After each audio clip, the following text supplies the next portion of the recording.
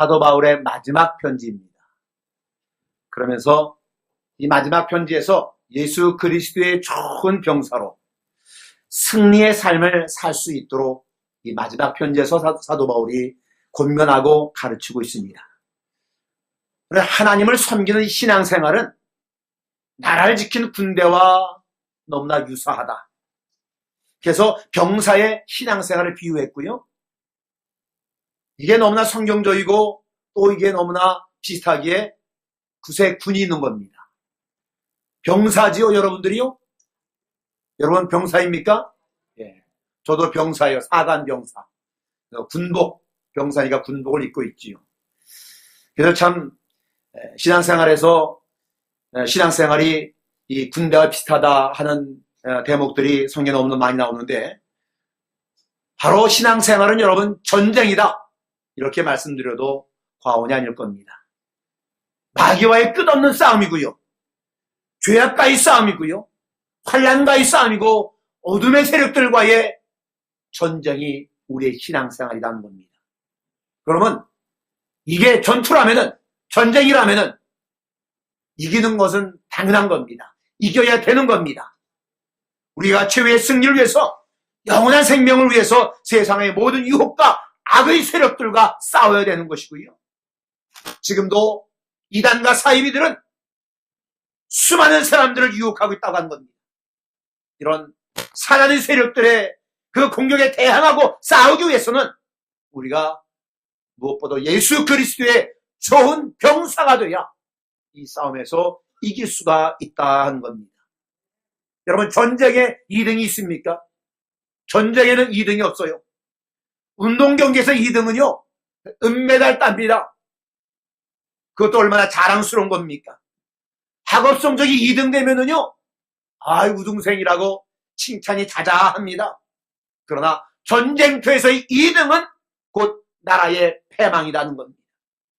국토를 빼앗기고 자유를 빼앗기고 평화를 빼앗기고 그야말로 노예의 신세로 전락하고 만다고 하는 것이죠. 우리 역사에서도 일제 강압 시대를 우리가 한번 되돌아보더라도 우리 민족의 처지가 어떠했는가?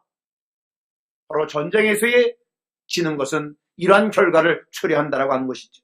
그러므로 전쟁에서는요 반드시 이겨야 된다 하는 겁니다. 우리는 구원받은 하나님의 자녀들입니다. 우리의 구원은 다른 것으로 이루어진 것이 아니라 예수 그리스도의 피 공로로 이루어졌다 하는 겁니다. 그런데 사단은 지금도 하나님의 영광을 짓밟고자 끊임없이 우리들을 미혹하고 있고요. 우리는 이 대적과의 싸움터에 놓여져 있다 하는 겁니다. 우리가 이 어둠의 세력들, 악한 영과의 싸움에서 패한다라면은 우리는 그 사단의 노예가 될 수밖에 없는 것이고요. 하나님의 영광을 짓밟을 뿐만 아니라 더 나아가서는 하나님의 주신 복과 주실 복도 다 놓치며 우리는 살아갈 수밖에 없다 하는 겁니다.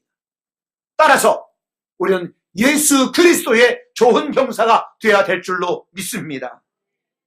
그러면 예수 그리스도의 좋은 병사는 어떤 모습이어야 되느냐? 첫 번째로 그리스도 예수의 좋은 병사는 충성되라 하는 겁니다. 충성. 여러분 충성된 사람은요 어떤 사람이냐 믿을 만한 사람을 말한다고 하는 겁니다. 예수님을 사랑하고 그리고 예수님의 부르심이 분명한 사람. 그래서 바울은 디모데에게 충성된 증인들을 양성하는 사명을 디모데에게 맡겼습니다. 그래서 디모데에게는 이 일이 충성된 일꾼을 양성하는 것이 디모데에게는 가장 힘써야 할 일이었다 하는 겁니다. 당시에 여러 이단들이 설쳤고요. 그리고 하루아침에 배교자로 돌아서는 일들이 비일비재했기 때문에 충성스러운 병사로 양성하는 일이 무엇보다도 중요했다는 겁니다.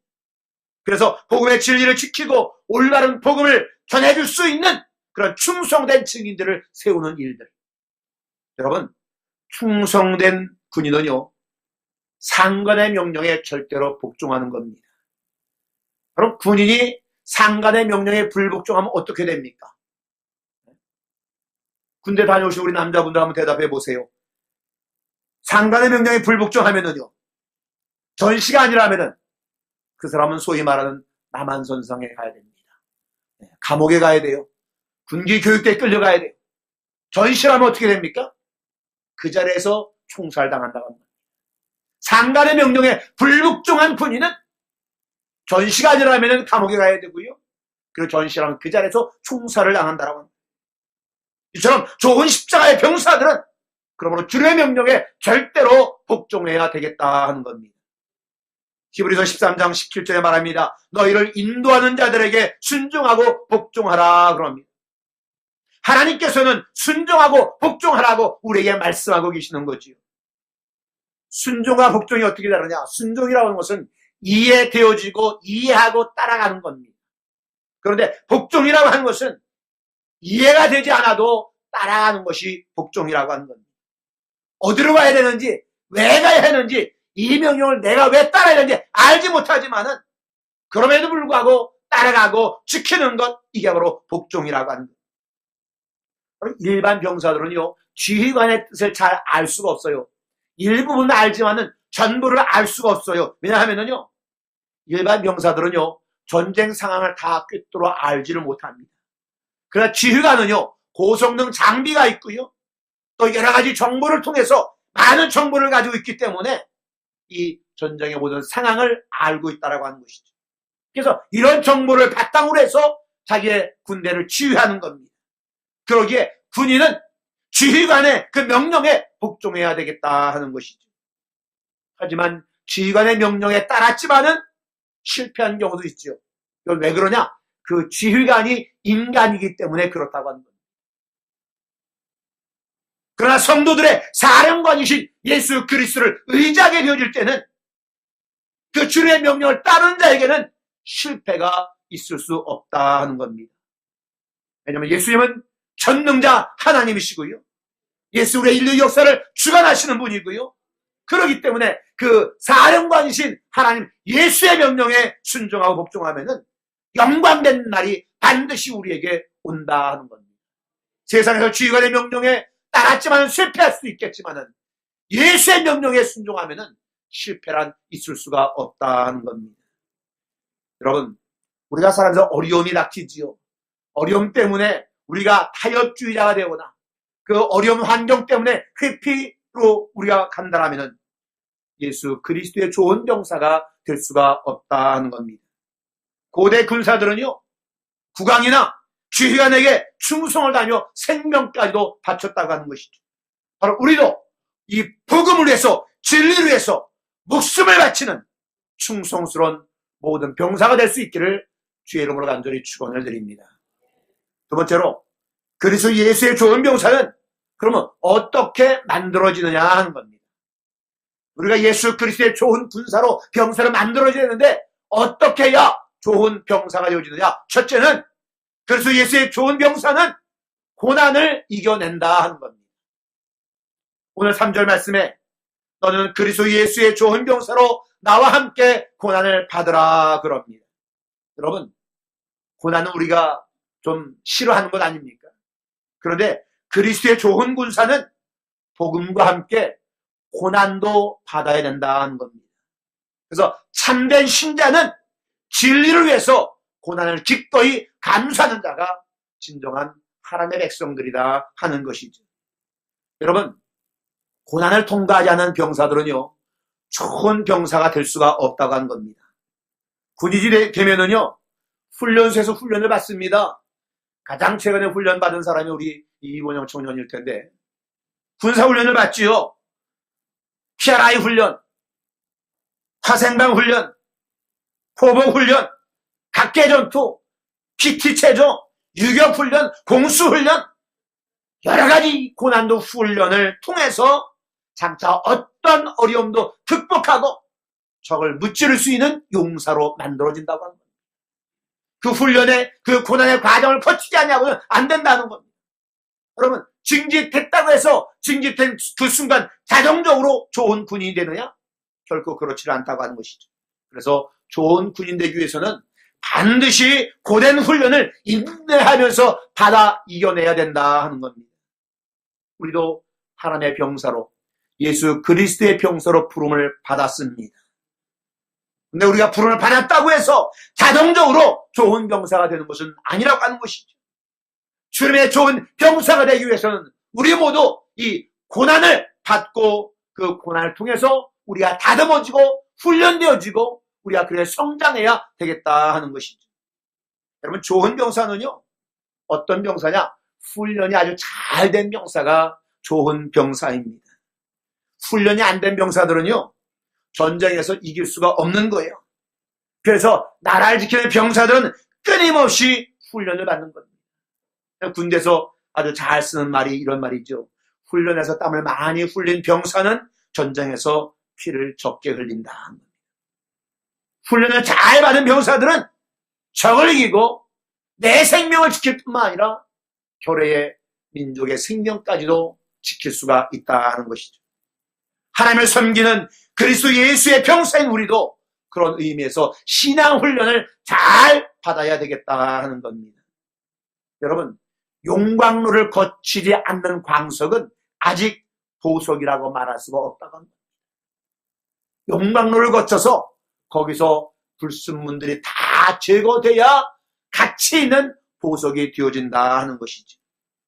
하나님께서는요, 그래서 예수의 병사들을 이렇게 훈련시키되 훈련의 과정이 날마다 즐겁지만 않다고 하는 거죠. 훈련의 과정은 고난이고 힘듦의 연속이라고 하는 것이죠. 여기에 신앙훈련의 예외가 없다고 하는 겁니다.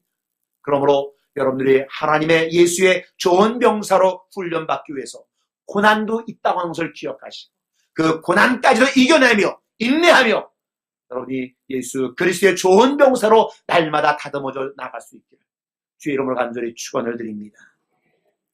성경을 보더라도요, 믿음의 조상에는 아브라함도 그랬고요, 이삭도, 야곱도, 요셉도, 다윗도 모두가 고난으로 훈련을 받았다고 하는 것이죠. 이 고난의 훈련을 통과한 이후에야 비로소 그들이 좋은 믿음의 사람으로 풍성한 은혜를 누리게 되었다라고 하는 겁니다. 하나님께서는 그래서 사랑하는 성도들을 어떤 때는 위기 상황으로 밀어넣을 때가 있다 하는 겁니다. 그 이유는 무엇이겠느냐?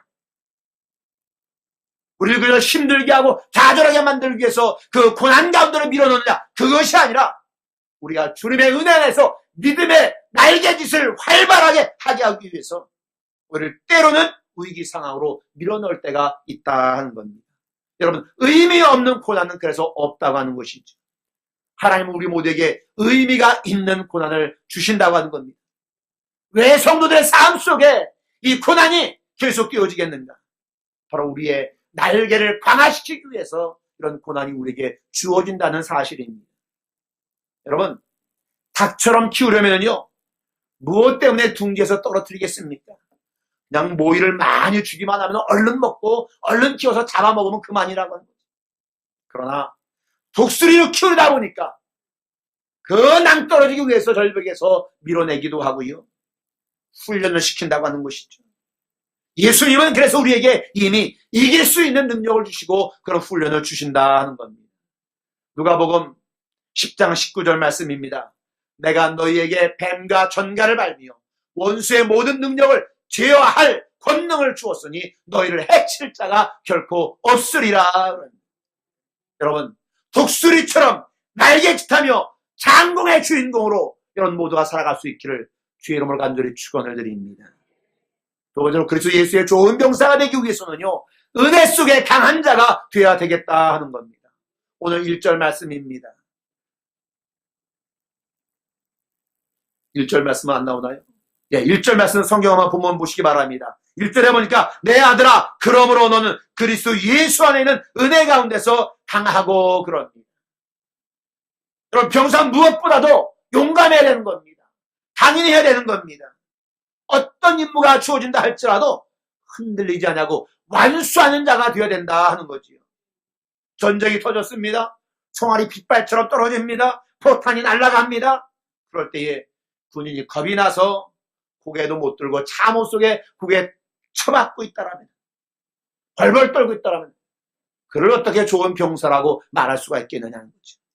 어떤 극한 상황이 온다 할지라도 자기에게 주어진 임무를 용감하게 감당하는 자가 좋은 병사라고 하는 사실이죠. 이처럼 그리스도의 병사들인 우리 성도들은요, 우리가 어떤 직임이 주어든지, 어떤 직책이 주어지든지, 어떤 사명이 주어지든지 담대하게 강인하게 감당할 때에 우리는 좋은 병사가 되어지며, 그런 좋은 병사가 되어질 때에 우리의 사령관이신 예수 그리스도에게 우리는 칭찬받고 상급받는 병사가 되어진다 하는 겁니다. 그러므로 복음의 일꾼들은 언제나 은혜 속에서 강해져야 되겠다 하는 사실입니다. 그래야만이 어떤 악조건 속에서도 우리가 복음을, 진리를 사수하고 전파하는 자가 되어진다 하는 것이죠. 복음을 전해야 할 우리들 아니겠습니까? 복음을 전해야 할 우리들이 담대한 것은 당연한 겁니다. 강해야 되는 것은 당연한 겁니다. 하나님께서 여호수아에게 하신 말씀이 있지요. 너는 강하고 담대하라. 복음을 맡은 자가 강하고 담대하지 않으면 이 복음을 제대로 전할 수가 없다고 하는 거죠. 법적이나 이중 인격자가 아니더라도 누구든지 위기 순간이 오게 되어지면 마음이 흔들리기 마련입니다. 위기에서 흔들리지 않는 사람이 누가 있겠습니까? 베드로를 봅니다. 얼마나 강한 성격의 소유자입니까? 그가 맹세했습니다. 내가 주님과 죽을지언정, 죽는 날까지 갈지언정, 함께 죽을지언정 절대로 주님을 부인하지 않겠습니다. 그의 각오가 얼마나 대단합니까? 그러나 베드로의 결심은 위기를 맞는 순간에 와르르 무너질 수밖에 없었다고 하는 것이죠. 베드로의 강한 의지와 담대함이 그의 신앙 인격에서 나온 것이 아니라 혈기에서 나왔기에 위기 상황 속에서는 주님을 배신하게 되었다고 하는 것이죠. 우리가 어떻게 고난을 이길 수 있고 우리가 어떻게 핍박을 이겨낼 수 있겠느냐? 그것은 바로 주님의 그 십자가를 우리가 담당해야만 된다고 하는 겁니다. 여러분, 주님의 십자가를 어떻게 질 수 있겠습니까? 우리가 주님을 위해서 과연 순교할 수 있겠습니까? 우리 스스로는 할 수 있는 여력이 없어요. 할 수 있는 힘이 없어요. 베드로를 한번 생각해 보세요.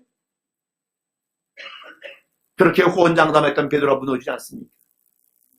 여러분, 성령 충만을 받아야 할 수 있기에 우리 예수님의 은혜 안에서 있을 때에 우리의 힘으로 불가능한 일도 감당하게 되어지는 줄로 믿습니다. 베드로도 오순절 성령 강림 이후에 성령의 체험 이후에 성령의 강한 인도함 따라서 그 이후에는 주님을 배신하지 않고 끝까지 순교하기까지 충성스러운 병사로 살아갈 수 있었던 것. 자기의 의지, 자기의 혈기를 가지고 안 됐지만은 성령의 이끌심을 받았을 때에, 성령 충만을 받았을 때에는 그 베드로도 끝까지 순교하기까지 자기의 사명 감당했다고 하는 사실입니다. 여러분, 우리도 마찬가지입니다. 성령의 능력을 체험하지 아니하고는, 성령께서 우리를 이끌지 아니하시고는 우리의 사명, 우리의 책임을 감당할 수가 없다고 하는 겁니다. 그러므로 언제나 예수 그리스도의 은혜 안에서 강화해야 되고 성령 충만을 사모하고 성령 충만이 우리에게 임해야 되겠다 하는 겁니다. 그런데 정말로 감사한 것은요, 하나님께서 우리에게 어떤 사명, 직책만, 직임만 주지 아니하시고 그것을 맡기실 때는 능력까지도 주신다 하는 겁니다. 악한 마귀를 대적한 힘을 우리에게 주신다 하는 겁니다. 성경은요, 우리에게 시험이 없다라고 말하지 않습니다. 시험 분명히 있다라고 오히려 말합니다. 시험이 있기에 우리는 그래서 하나님의 전신갑주로 무장하고 마귀의 싸움에서 이기라고 성경은 우리에게 말씀해주고 있다고 하는 겁니다. 여러분, 하나님의 전신갑주로 무장하면요, 어떤 두려움도 다 사라지는 줄로 확신합니다.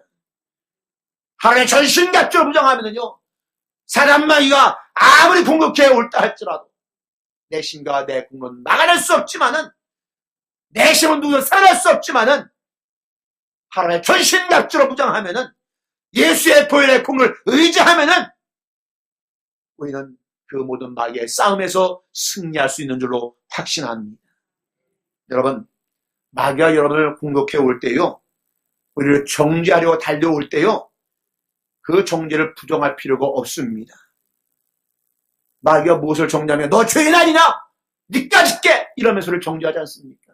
그런데 나 죄인 아니라고 여러분 부정할 필요가 없습니다. 우리 다 죄인 아닙니까? 마귀가 니까지 깨 어떻게 하느냐고 죄인이라고 정죄할 때 그래 맞다 나 죄인이다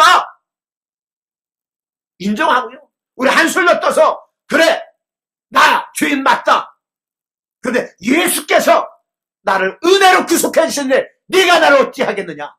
우리 이렇게 맞서야 된다고 하는 겁니다. 죄인 아니라고 할 필요 없이 나 죄인 맞다. 죄인 맞는데 예수의 피로 나를 구속해 줬는데 네가 나를 대적할 수 있느냐? 그렇게 맞서야 된다는 것이지. 우리는 예수 그리스도의 십자가 외에는 결코 자랑할 것이 아무도 없는 사람들이 저와 여러분들입니다. 우리 공로 내세우면은요, 오히려 그 순간에 마귀에게 박살나는 겁니다. 내 공로로 어떻게 사단 마귀를 이겨요? 내 공로 내세운 사람, 그 사람 사단에게 지는 수순을 밟는 거예요.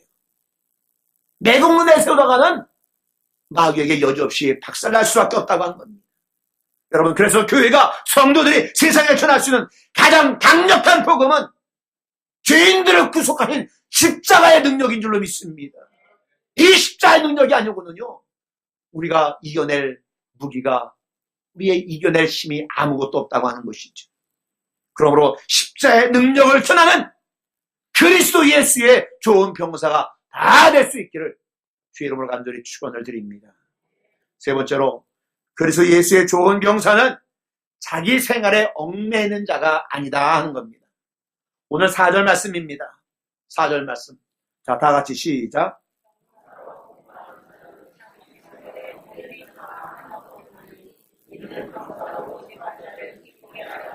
아멘. 네. 여러분, 여기에서 자기 생활이라는 것, 무엇을 말하겠습니까? 생명, 일, 직업, 사업, 각가지 생계의 수단, 이게 자기 일 아니겠습니까? 여러분, 군인들은요, 주어진 임무에 최선을 다하기 위해서 사적인 것은 포기해야 되는 겁니다. 영장을 받고 입대하는 군인들, 정든 부모, 형제, 친지, 친구, 애인 다 뒤로 하고 가야 되는 것 아니겠습니까? 그야말로 눈물을 삼키며 입대해야 됩니다. 부모를 두고 가는 것에 대한 눈물을 흘리진 않는데요. 애인 두고 가는 것에 대한 눈물을 철철 흘린대요. 그래도 두고 가야 되는 것이 영장받은 군인들이 해야 될 일이라 하는 겁니다. 입대한 사람들을 하나하나 사정을 살펴보면 사정 다 있어요. 사정 다 들어주고 군대에서 빼주고 싶어요. 그 사람이 꼭 돈을 벌어야 그 가정이 이어져가는 그런 경우도 있을 수 있고요.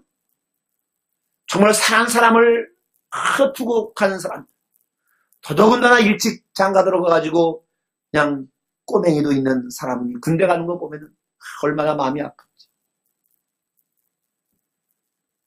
또 공부를 계속해야 되는 그 시기를 놓치면 안 되는 그런 경우도 있고. 그런데요, 그 어떤 경우에도 국방의 의무를 다하기 위해서는요, 자기의 생활을 접어두고 입영해야만 된다는 겁니다. 그 이유는 그래도 국가가 있어야 평화로운 사이가 있고, 국가가 있어야 가정도 있고, 국가가 있어야 이웃도 있고, 그러기 때문에 영장받은 군인들은 다 뒤로 하고 접어두고 군대를 가야 된다는 것이죠. 여러분, 신앙생활도 마찬가지라고 하는 거예요. 그 무엇에도 얽매여서는 안 된다는 겁니다. 세상에 얽매여서, 세상에 발목 잡혀서 성도로서의 본분을 다하지 못한다라면은 그의 영혼은 결국 파멸의 길로 가는 수밖에 없다고 하는 것이죠. 소돔과 고모라성이 멸망받을 때를 한번 생각해 보세요. 하나님께서 롯의 가족들에게 뒤를 돌아보지 말라, 빨리 이 성에서 도망가라, 친절하게 가르쳐 주었어요. 그런데 롯의 터는 그만 뒤돌아보다가 소금 기둥이 되고 말지 않습니까?